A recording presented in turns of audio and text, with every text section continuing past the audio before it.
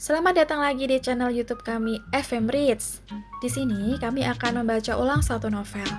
Kali ini kami akan membaca novel Harry Potter dan Batu Bertuah. Nah, siapa yang di sini suka sama Harry Potter? Tulis di komen ya. Sebelumnya kami pengen ngucapin terima kasih nih buat kalian semua yang udah subscribe dan berkunjung ke channel kami. Baik, tanpa berbasa-basi, let's get started.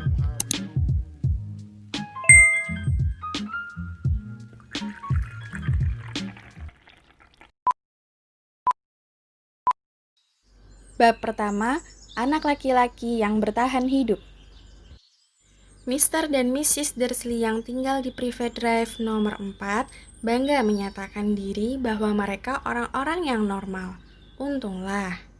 Mereka tak bisa diharapkan terlibat dengan sesuatu yang ajaib atau misterius, karena mereka sama sekali tak percaya omong kosong seperti itu.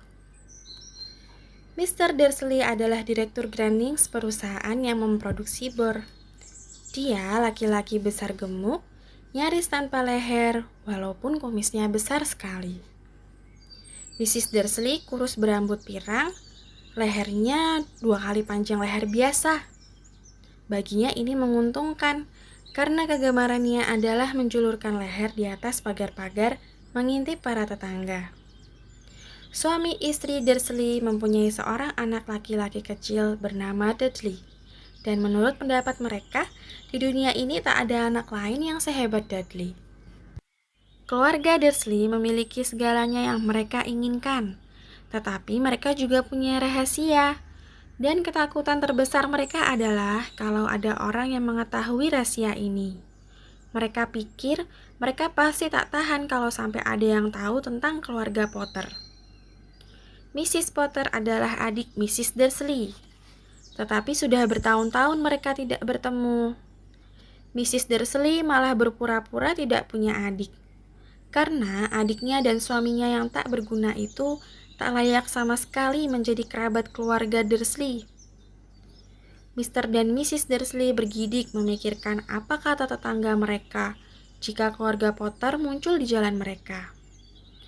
Keluarga Dursley tahu bahwa keluarga Potter juga punya seorang anak laki-laki kecil, tetapi mereka belum pernah melihatnya. Anak ini salah satu alasan bagus lain kenapa mereka tak mau dekat-dekat keluarga Potter.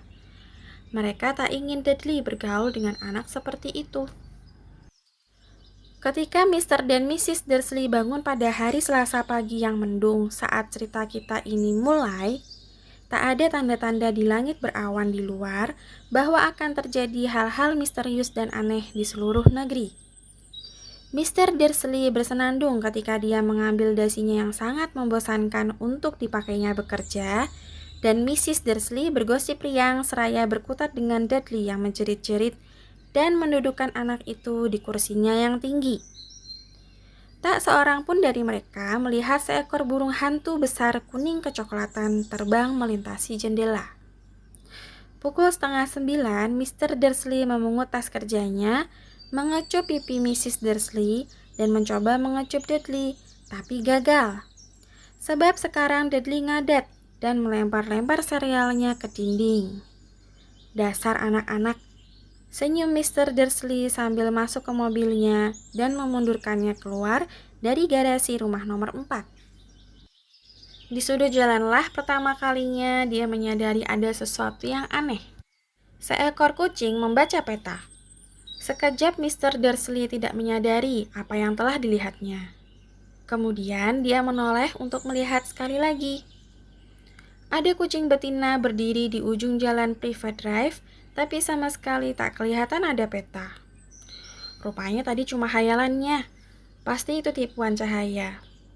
Mr. Dursley mengejapkan mata dan memandang kucing itu. Si kucing balas memandangnya. Saat Mr. Dursley berbelok di sudut dan meneruskan perjalanan, dia memandang kucing itu lewat kaca spionnya. Kucing itu sekarang sedang membaca papan jalan yang bertulisan Private Drive. Bukan membaca, melainkan memandang papan jalan itu. Kucing tidak bisa membaca peta atau papan jalan. Mr. Dursley menggelengkan kepalanya dan mencoba melupakan kucing itu. Selama mengendarainya mobil ke kota, yang dipikirkannya hanyalah pesanan bor dalam jumlah besar yang akan didapatnya hari itu. Tetapi menjelang masuk kota, bor tergusur keluar dari pikirannya oleh sesuatu yang lain. Sementara terjebak macet seperti biasanya, dia melihat banyak orang berpakaian aneh. Orang-orang yang memakai jubah. Mr. Dursley tak tahan melihat orang yang berpakaian aneh-aneh. Dandanan anak-anak muda zaman sekarang. Dia kira jubah bolo-on ini sedang mode. Dia mengetuk-ngetukkan jarinya pada kemudi mobil dan matanya menatap serombongan orang aneh yang berdiri cukup dekat. Mereka sedang berbisik-bisik dengan tegang.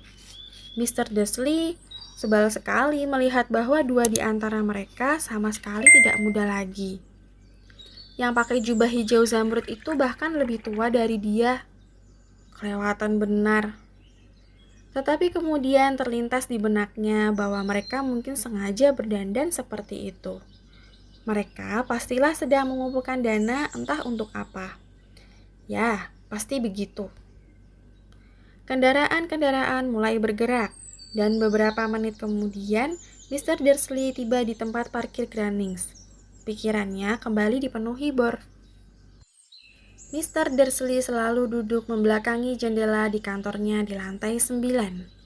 Jika tidak, mungkin sulit baginya untuk berkonsentrasi pada bor pagi itu.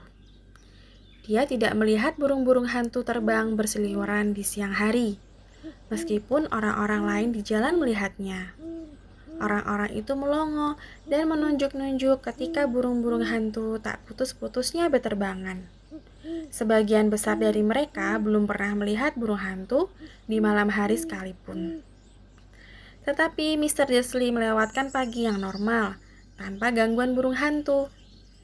Dia berteriak pada 5 orang yang berbeda, dia melakukan beberapa pembicaraan telepon penting, dan berteriak beberapa kali lagi.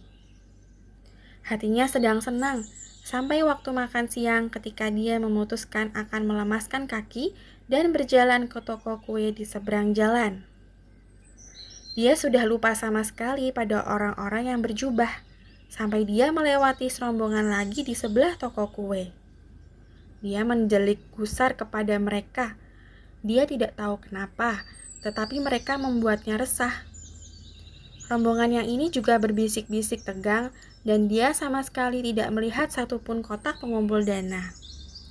Saat melewati mereka lagi dalam perjalanan kembali ke kantor, dia mendengar beberapa kata yang mereka ucapkan. Keluarga Potter, betul begitu yang kudengar. Iya, anak mereka, Harry. Mr. Dursley langsung berhenti. Ketakutan melandainya. Dia menoleh memandang mereka yang berbisik-bisik itu. Seakan mau mengatakan sesuatu, tetapi tidak jadi. I know you're somewhere, somewhere.